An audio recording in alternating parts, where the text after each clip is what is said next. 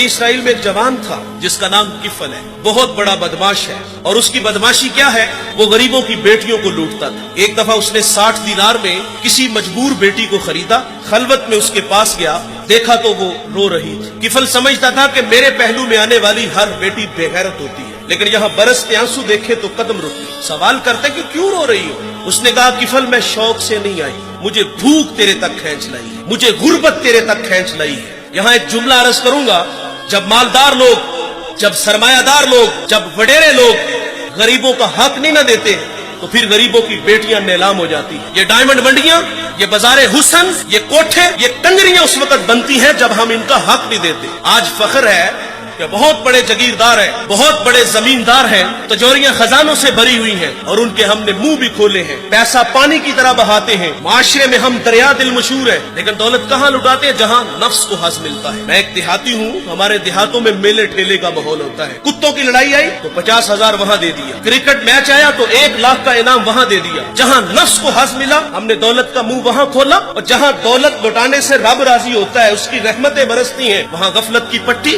वो क्या किसी शायर ने कहा था कि देखा है मैंने शहर में कूड़े के ढेर पर 2 बच्चे लड़ रहे थे फकत एक बेर पर, और गंदम अमीर शहर की होती रही खराब, बेटी मगर गरीब की फाकों से मर गई। और अल्लाह ने आपको दौलत से नवाजा, दौलत वहाँ दो जहाँ दौलत लुटाने से रब राजी होता है, उसकी रहमतें बरसती हैं। हमारे गुजरावाला धुल्ला चौक पे एक बूढ़ा 3 दिहाड़े आटे का थैला उठा के दौड़ लगाता है। नहीफ था, 2 कदम चला के लोगों ने पकड़ा और खूब जद्दोपोद किया, और बाद में सवाल किया कि बूढ़े ये जुर्रत क्यों की? तो वो बूढ़ा रोने लगा। वो कहता है 1 हफ्ता हो गया मुझे इस चौक में आके खड़ा होता हूँ मजदूरी के लिए, और मुझे बूढ़ा समझ के लोग छोड़ के चले जाते हैं। हफ्ता हो गया बच्चे भूख से मर रहे हैं। आज उनकी भूख देखी नहीं गई तो चोरी पे वो आमादा हुआ, और दौलत जहाँ लुटाओ।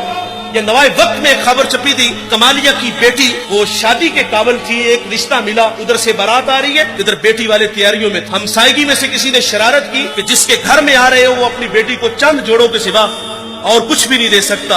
बारात वहीं से वापस चली गई। बताओ उस बेटी के दिल पे जो कुचोके और जख्म लगे थे, उसका मदावा किसने करना था? और अल्लाह ने आपको दौलत से नवाजा है। गरीबों की बेवाओं की बेटियां घरों में बूढ़ी हो रही हैं, तुम कुत्तों की लड़ाई पे पैसे लुटा रहे हो, तुम हिजड़ों पे दौलत लुटा रहे हो। अगर दौलत लुटाने का शौक है तो माशरे में फैले हुए दुख देखो, युतामा मसाकीन पे दौलत लुटाओ ताकि तुम खुदा की रहमतों के मुस्तहिक ठहरो। लेकिन दौलत वहां दी जहां नफ्स को हज मिला।